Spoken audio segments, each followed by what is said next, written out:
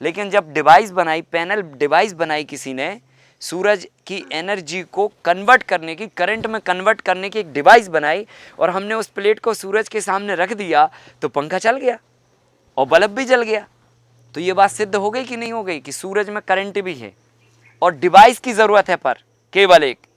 तो ये डिवाइस आपने बनाई सोलर पैनल, तो ऊपर वाले ने भी तो डिवाइस बनाई है, तो वो डिवाइस गाय के अंदर ऑलरेडी इंजेक्ट है नेचुरली तरीके से, और ये डिवाइस का काम है सूरज की एनर्जी को कलेक्ट करना।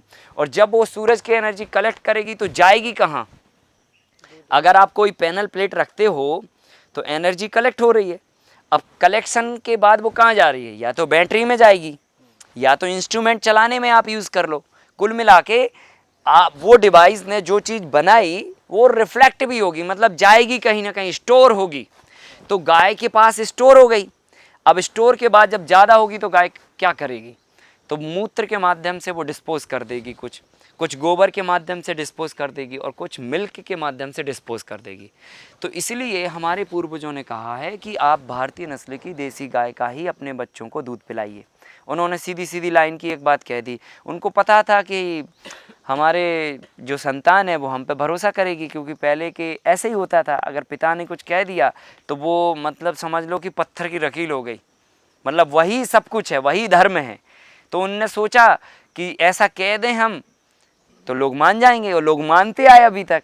लेकिन अब जो है ना, अब हम ज़्यादा पढ़े लिखे हो गए जब, तो हमने मानना बंद कर दिया, और बंद कर दिया तो गड़बड़ होना चालू हो गई। अब हम ये मान लेते हैं कि भैंस का दूध पीना है, पर ये नहीं मान पाते कि गाय का दूध पीना है। अब भैंस के दूध में चक्कर क्या है? उन्होंने कहा गाढ़ा होता है, फैट ज़्यादा आती है ना। तो ये इनको दो चीज़ें मिल गई, तो बस ये दो चीज़ों पे भैंस का दूध पीने लगे लोग, और भैंस का दूध पीने लगे तो गाय का छोड़ दिया। गाय का दूध छोड़ दिया तो हमारी संवेदना भी कैसे हो गई? भैंस जैसे हो गई। अभी एक कहावत है हमारे बुंदेलखंड में, भैंस के आगे बीन बजाने से कोई फायदा नहीं है ना। रोड पे खड़ी रहती ना भैंस, काले कलर की, आपने देखा होगा, उसके आगे आप हारन बजाइए, आप अंदाजा करोगे उसको कोई फर्क नहीं पड़ेगा प्राइम मिनिस्टर की गाड़ी है या आपकी है, खड़ी रहेगी मस्त आराम से, अपना जीवन जी रही। उसको देखना तो उस आपको पेशेंस सीखना चाहिए उससे। हाँ, सिखा रही है तो पेशेंस सीख लो, बाकी दूध मत पियो उसका। अभी उसका दूध पी के हमारा भी ऐसा ही हो गया लेवल, हमारा भी लेवल वैसे ही हो गया। क्यों भाई? आप जब दूध डालोगे ना पेट के अंदर, तो उसकी जो बॉडी की एनर्जी है वो भी तो आपकी बॉडी पे एनर्जी काम करेगी ना भाई। कुदरत की जो चीज़ें हैं उसका डायरेक्ट इम्पैक्ट आपकी बॉडी पे पड़ता है। अगर मिट्टी स्वस्थ है तो पेड़ स्वस्थ होगा, और पेड़ स्वस्थ है तो आप स्वस्थ होंगे, कहानी खत्म। तो पहले मिट्टी को स्वस्थ होना चाहिए, क्योंकि आपका कनेक्शन वहीं से है सीधा। आप चाहे दुनिया घुमाइए, कुछ भी कर लीजिए, आसमान में उड़ाइए, समाधि लगा लीजिए, पर कनेक्शन मिट्टी से ही है आपका। जब तक आप पेट में नहीं डालेंगे कुछ भी, तब तक आप इस दुनिया में जी नहीं पाएंगे।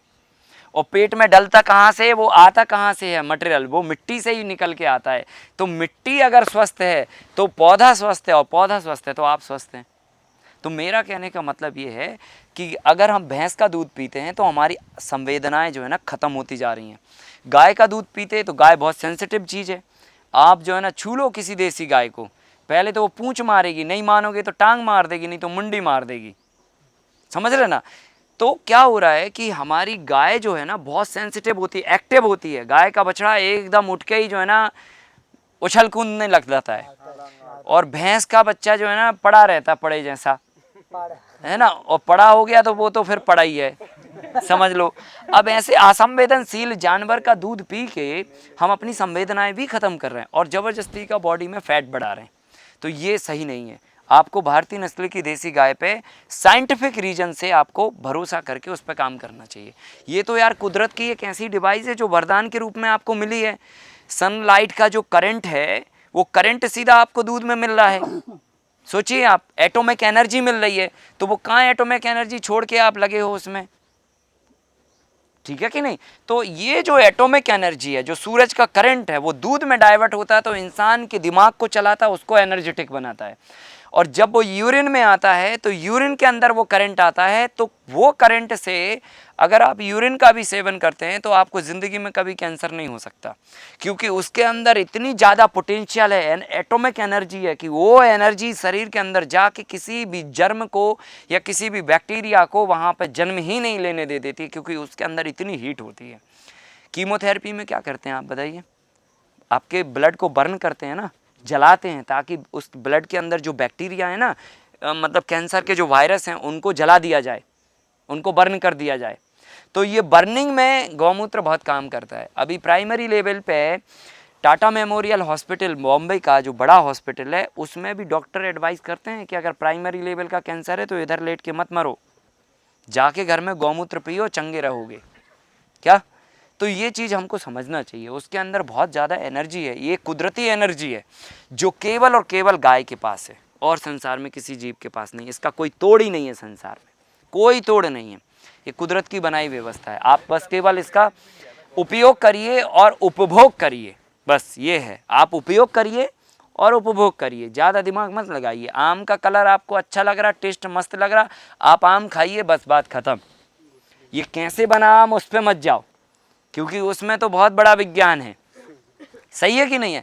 तो हम सीधे गाय के दूध पे जाएं, गाय के यूरिन पे जाएं, और वही गोबर जो गाय करती है उसमें एटॉमिक एनर्जी आती है गोबर के अंदर, और वो गोबर के अंदर जो एटॉमिक एनर्जी आई, वही एनर्जी जाके जब हमारे खेत में डलेगी खाद के रूप में, वो बैक्टीरिया को एनर्जी मिलेगी। बात समझ में आ रही? तो क्या हो रहा है ना, इससे एटॉमिक एनर्जी, जब सनलाइट की एनर्जी एक रिफाइन होके एक अलग फॉर्म में जब बैक्टीरिया को मिलेगी, तो उससे बैक्टीरिया एक्टिव होंगे, तो बैक्टीरिया को एनर्जी मिलेगी, तो वो भी खेत में अच्छा काम करेंगे। तो इसलिए हमारे पूर्वजों ने देसी गाय के गोबर को उपयोग करने की सलाह दी। अब आपको मैं बता दूं, परंपरा वाला एक शब्द अभी हमने आपको बोला था, हमारे पूर्वजों ने हिंदू धर्म में कई परंपराओं को एक साथ में परोया है। 16 संस्कार करके एक संस्कार बनाए हमारे व्यवस्था में। उन संस्कारों में एक जन्म संस्कार होता है, एक उपनय संस्कार होता है, फिर एक विवाह संस्कार होता है, फिर एक शिक्षा संस्कार होता है, फिर लास्ट में दाह संस्कार होता है। ऐसे 16 संस्कार होते हैं हमारे जीवन में। तो अलग अलग संस्कार में अगर आप स्टडी करोगे वेदों पुराणों को और बाकी हमारे अध्यात्म को, हर संस्कार में गाय का गोबर आपको मिलेगा। हर एक संस्कार में आप पैदा ही नहीं हुए और उसके पहले गोबर आपके पीछे पड़ जाता है। पहले आपको मैं एग्जांपल देता हूं, जब हम गांव में पैदा हुआ करते थे, हालांकि एक ही बार हुए हैं, ऐसे नहीं कि बार बार हुए तो जो भी व्यक्ति गांव में पैदा हुआ, तो वो समय पे जब आप पैदा होने वाले रहते हैं, तब हंडी में जो है ना कंडे जो है ना जला के और उसको पहले ही रख लिया जाता है, धूनी बनाई जाती है। कंडे गाय का गोबर का कंडा होता है, उसको जलाया जाता है। उससे क्या होता है, और उसी में कुछ नीम के पत्ते डाल दिए जाते हैं, ठीक है ना। इससे ये होता है कि नीम के पत्ते बेसिकली थोड़ा पॉइजनस स्मेल करेंगे, तो बैक्टीरिया वायरस जो भी होंगे इस इर्द गिर्द वातावरण में, वो डैमेज हो जाएंगे, उनके जर्म डैमेज हो जाएंगे, वातावरण क्लीन हो जाएगा। और जो गाय के गोबर का कंडा जलेगा तो उससे ऑक्सीजन प्रोड्यूस होती है, बहुत मतलब ज़्यादा लेवल पे, बहुत ज़्यादा लेवल पे ऑक्सीजन साइंटिफिक रूप से प्रोड्यूस होती है। इसके डाटा एनालिसिस रिसर्च सब सामने हो चुके हैं, इससे कोई दिक्कत की बात नहीं है। तो ऑक्सीजन प्रोड्यूस होती है, ऑक्सीजन प्रोड्यूस होती है तो क्या होता है, अभी यही दो ही चीज़ों की ज़रूरत है जहाँ पे बच्चा पैदा होने वाला है, कि भाई वो नए संसार में आ रहा है, वेलकम करने जा रहे हैं, और इधर पे वायरस घूम रहे हैं पहले से, तो ये वायरस उसको ना लग जाए उसके लिए नीम की पत्ती जलाओ। और अब उसको सांस लेने के लिए सबसे ज़्यादा अभी ज़रूरत है, सांस लेना है उसको, खुले वातावरण में सांस लेना है, ऑक्सीजन लेवल फेफड़े फुलाने, तो गाय का कंडा जला दो। ये परंपरा है हमारी, ये परंपरा है। फिर उसके बाद जब उसका मुंडन होता है, ये सिर के बाल उड़ाए जाते हैं, तब उसको जो है ना गाय का गोबर लीप के बिठाया जाता है चौक पे। भगवान की कोई भी पूजा आरती धार्मिक कार्यक्रम होते हैं तो गाय के गोबर से लीपा जाता है। फिर आ जाओ आप वैवाहिक कार्यक्रम में, तो जब विवाह का मंडप तैयार किया जाता है तो उसको भी गाय के गोबर से लीप के किया जाता है। और आपने एक माइनर सी चीज़ देखी होगी, उसमें गाय के गोबर से बने हुए गणेश जी बिठाए जाते हैं, ठीक है ना, मंडप के बिल्कुल बीचों बीच, ठीक है। अब मेरा सवाल ये है कि वो गाय के गोबर के गणेश क्यों बनाए जाते हैं? थोड़ा सवाल करो अपने आप से, क्या गणेश जी की मूर्तियां घर में कम रखी थी क्या? हर एक के घर में होती है ना, कम से कम 2-4 मिलेंगी आपको। तो हम वो उठा लाते बने बनाए, गाय को गाय के गोबर के गणेश बनाए। उसके साइंस क्या है, उसके पीछे का जो लॉजिक है वो ये है कि जब आप लाइव गोबर वहाँ पे रखते हैं, गणेश जी वाला मामला नहीं है, वो तो ठीक है, हम भाव से याद करेंगे तो वो तो हर जगह भगवान प्रेजेंट है।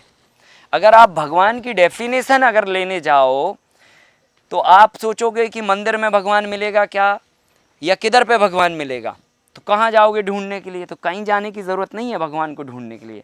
भगवान की डेफिनेशन समझ जाओ तो आपको हरदम हर जगह मिल जाएगा भगवान। और डेफिनेशन क्या है भगवान का? भगवान का डेफिनेशन ये है कि इस सृष्टि को जिसने बनाया, आपको क्या लगता है ये किसी ने तो बनाया होगा, है ना? जैसे मान के चलो ये बिल्डिंग है, किसने बनाई? मान के चलो कोई ने तो बनाई है ना, मान के चलो हमने बनाई। ये कपड़ा है, इसका अधिकारी कौन है? हमने खरीद लिया तो इसके अधिकारी हम हैं, पर ये किसी ने बनाया ना, इस पर किसी का आधिपत्य है। सही है कि नहीं है? अब ये आप बताओ, ये जो सृष्टि बनाई है, इतनी बड़ी व्यवस्था बनाई है, इसका कोई तो अधिकारी होगा। और आप तो हो नहीं, ये तो क्लियर बात है, आप तो हो नहीं, क्योंकि हवा तो आपने मैन्युफैक्चरिंग नहीं की। अगर है कोई फैक्ट्री आपकी तो बता दो। भोजन आपने मैन्युफैक्चरिंग किया हो, कोई पेड़ बनाया हो लैब में कि ऐसा मैंने पेड़ बनाया जिस पे पैसे लगते हैं, तो हमें बता दो, हम भी लोगों को बताएंगे, ठीक है कि नहीं? तो कुल मिला के इस संसार को, जो भी संसार में दिख रहा है, ये सब किसी ने तो बनाया है, और जिसने बनाया है उसी को भगवान बोलते हैं। आपको ये समझना पड़ेगा कि भगवान ने इस सृष्टि को बनाते हुए क्या क्या बनाया। तो जो बनाया वो भगवान है। बात समझ रहे ना? जैसे समझना बात को, एक माँ बाप हैं, उन्होंने अपने बच्चे को बनाया, बच्चा पैदा किया ना उन्होंने, तो उन्होंने बच्चे को बनाया। समझिए बात को। तो अब आपको अगर माँ बाप को ढूंढना है और वो इस संसार में अभी नहीं है, तो बच्चे के रूप में आप माँ बाप को ढूंढ सकते हो। समझ में आ रही ना बात? ये बहुत थोड़ा कठिन होगा समझना, है ना? तो ऊपर वाले ने जो बनाया वही भगवान है, क्योंकि बनाया तो उसी ने ना, उसी ने बनाया ना, तो वही भगवान है एक्चुअली, ईश्वर वही है। और उसने बनाया क्या क्या? तो उसने जल बनाया, वायु बनाया, अग्नि बनाया, धरती बनाया, और यूनिवर्सल बनाया। अब आप ये बता दो, संसार में कोई ऐसी जगह है जहां पर इन पांच में से कोई भी एक चीज एब्सेंट हो? समुंदर की अथाई गहराई में उतर जाइए आप, तो आपको पानी पानी मिलेगा, जल तत्व मिलेगा, अंदर में ऑक्सीजन मिलेगा, है ना? आप होल यूनिवर्सल में चले जाइए, ऊपर आसमान में चले जाइए, आकाश गंगाओं में घूमते रहिए तो होल यूनिवर्सल मिलेगा, ठीक है? हवा में चले जाइए, हवा में तैरते रहिए तो हवा मिलेगी। और जब इन सभी में नहीं होंगे तो कहाँ होंगे? धरती पे होंगे। ज़मीन पे पैर रखोगे तो ज़मीन होगी। तो संसार में सुई की नोक के बराबर भी एक भी जगह ऐसी नहीं है जहाँ पर ये पांच एलिमेंट में से एक भी एलिमेंट मतलब एब्सेंट हो, या एक भी एलिमेंट ना हो, एक भी एलिमेंट ना हो। ऐसी संसार में एक सुई की नोक के बराबर भी जगह नहीं है। इसका मतलब ये है, सुई की नोक के बराबर जगह ऐसी नहीं है कहीं पर जहाँ पर भगवान नहीं है। खत्म बात। तो अब और क्या समझना? भगवान तो सृष्टि के एक एक कण में है, एक एक कण में। अगर आपको बात समझ में आ जाए तो है, और नहीं आए तो ना मंदिर में है ना इधर कण में है। खत्म बात। और समझ में आ गई तो है, क्योंकि जिस मैन्युफैक्चरिंग में हम लोग घूम रहे हैं ना, ये मैन्युफैक्चरिंग उसी की है, और उसी की है मतलब वही है, वही है ये, ठीक है? अगर आप सांस ले रहे हो, हवा जा रही है, तो हवा ही भगवान है। अगर आप पानी पी के संसार में जिंदा हो तो वही है भगवान। ऊर्जा लेके जिंदा हो तो वही है भगवान। तो ये सब है चीज़ें। तो फिर गणेश जी को गोबर में बना के बिठाने की क्या ज़रूरत थी वैवाहिक मंडप में? सवाल ये है। इसलिए क्योंकि गाय के गोबर के अंदर एटॉमिक एनर्जी है। गाय ने गोबर किया अभी, उसके अंदर जो सूरज की एनर्जी आई, एटॉमिक एनर्जी, वो एटॉमिक एनर्जी हमने वैवाहिक मंडप में रख दिया। अब उससे क्या होगा? आपके आसपास, मंडप के आसपास कितने सारे लोग आते हैं, दोस्त आते हैं, रिश्तेदार आते हैं, बुरी नज़र वाले भी आते हैं, अच्छी नज़र वाले भी आते हैं। कुछ लोग ये चाहते हैं यार ये शादी क्यों हो गई है, ये नहीं होना चाहिए, है ना? ऐसे भी होता है ना, बहुत सारा मन ही मन मामला चलता रहता है, ठीक है? तो ऐसे भी होते हैं। तो ये क्या हो रही है ना, नेगेटिव एनर्जी थॉट जनरेट हो रहा है वहाँ पे। तो वो नेगेटिव एनर्जी इस पॉजिटिव कार्य में कोई बाधा क्रिएट ना करे, इसलिए गाय का गोबर रखा जाता है, ताकि सारा मामला न्यूट्रल हो जाए। आप सोचो पर कर कुछ नहीं पाओ। बात समझ रहे ना, वो आप तक ही रहे सीमित। अब ये सब बहुत विज्ञान है भाई, जब हम माइनर लेवल पे उतरेंगे तब आएगी ना बात समझ में।